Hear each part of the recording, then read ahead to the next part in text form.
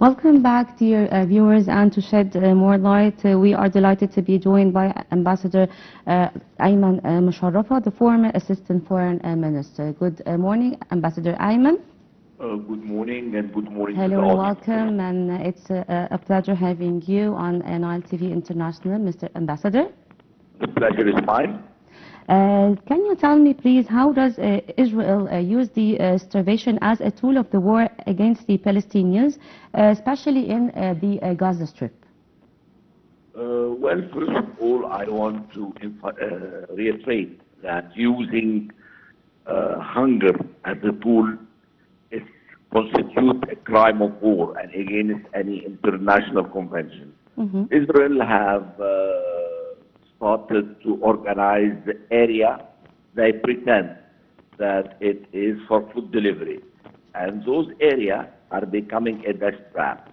Every day we see murder, and I say murder, of many, many Palestinians, most of them women and children, hopeless to get food.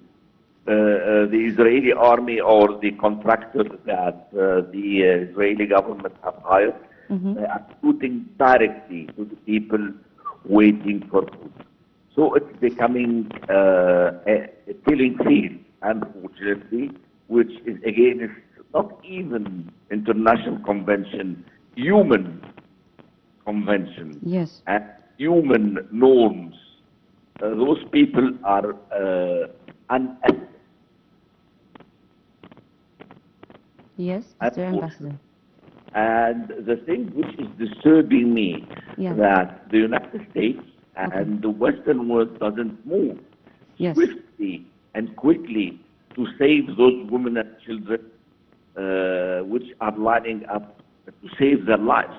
You know, many international organizations and UNRWA have said bluntly that the Gaza Strip residents are heading to a straightforward famine.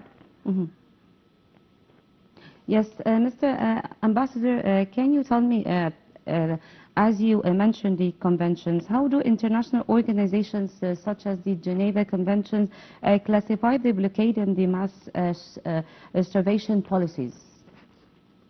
Well, first of all, Gaza Strip is occupied territory. The legal and humanitarian and moral responsibility lies in the hands of the occupying force, which is Israel.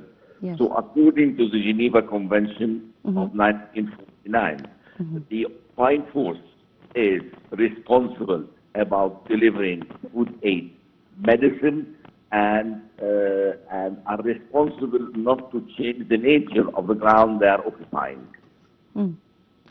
Well, what is the impact of the Israeli blockade on the food security in the Gaza Strip, in your opinion? Of course, as I said before, that the Gaza occupying or the Gaza residents are straightforward heading to a famine. 90% of the population are not finding the basic ration of food daily. And many of the ration are to the minimum.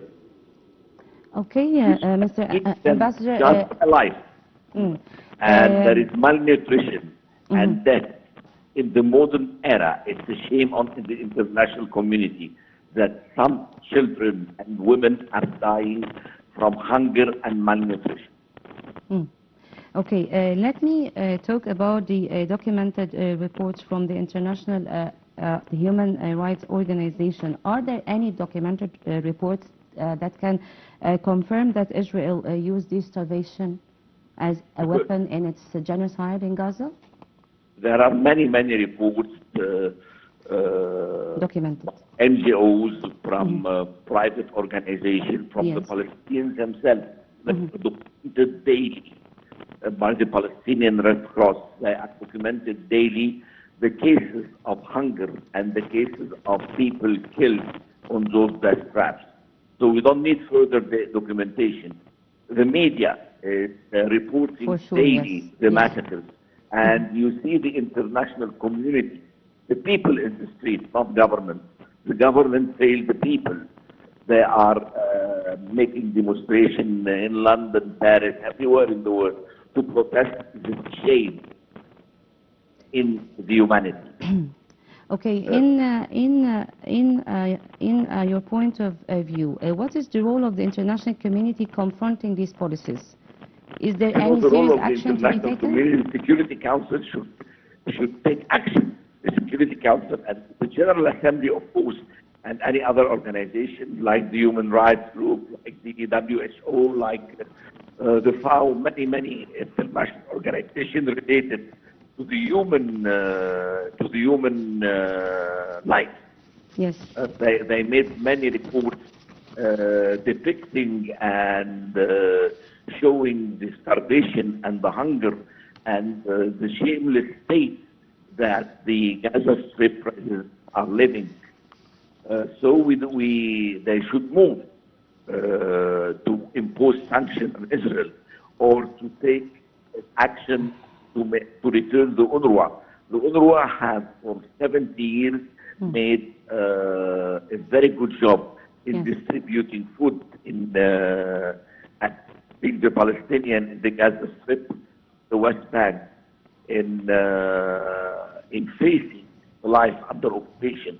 But lately, Israel have banned UNRWA from working because they wanted to impose a kind of sanction and to punish the Gaza population, to push those so-called charitable organizations which are constituted of retired officers and killers to use the food aid as a tool of punishing the Palestinians and pushing the Palestinians to leave the Gaza Strip, to push them a certain desperation and hunger that they do not have no option to stay or and face death or to leave.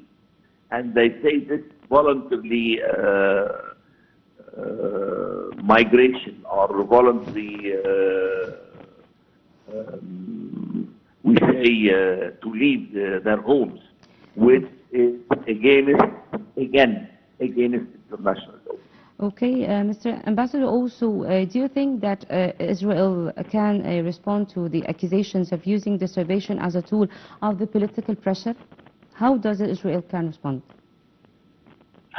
Well, the United States using the veto and is working action from the international community against Israel. So Israel doesn't care about the sanctions and about the play of the international organization or the international community, because no tools, there is no need for such action, or it's just verbal condemnation, which is usually falling on deaf ears of the Israeli government. Since 2 years, we are nearing 2 years of the conflict. More than 55,000 Palestinians lost their lives, another 120,000 wounded or crippled, and around another 20,000 unaccounted for.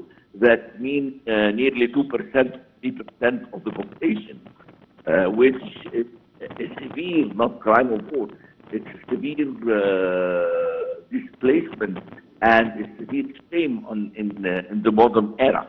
Yes. Okay, concerning the International Court of Justice, are there any legal steps that could be taken by the International Court of Justice or the International Criminal Court to prosecute Israel for these crimes? They have prosecuted Israel. They have issued many arrest warrants against some Israeli officers and some Israeli ministers in the government, even Netanyahu himself. But the International Court of Justice doesn't have teeth, doesn't have the power to arrest the Israeli officials who are traveling abroad. And unfortunately, some countries like Hungary, for instance, have received the Israeli officials, and nevertheless, the secretary of this international instrument. Okay. So it depends on the international community and on the country itself to impose sanctions and to uphold the verdict of the International Court of Justice. Okay, Mr. Ambassador, in your point of view, to what extent can what is happening be considered a crime of genocide under the international law? The crime of genocide is displacement of people, use starvation as a tool, destroying education facility, destroying medical facility, destroying the infrastructure, killing civilians. You have a wide range of action that the Israeli government did, which is constituting a crime of war. So you have more than a count of 30 or 35 count of breaches and crimes that committed against the Palestinians. Okay, let me go back to the starvation weapon. What's the difference between an economic blockade and this and the systematic policy of the starvation? Where does Israel fall within this category? The economic blockade is a tool which the United Nations have used against a certain aggressor. A certain aggressor. We need a Security Council resolution or sanctions like sanction used against South Africa in the past, the apartheid regime, and used against Iraq, for instance. You need a Security Council resolution to start to implement those sanctions. But Israel doesn't have any legality to impose this kind of sanction. This is not a blockade. This is a crime because you are using starvation and medical deprivation and all of this as a tool to displace the people or to kill the people, because the result of this starvation is death.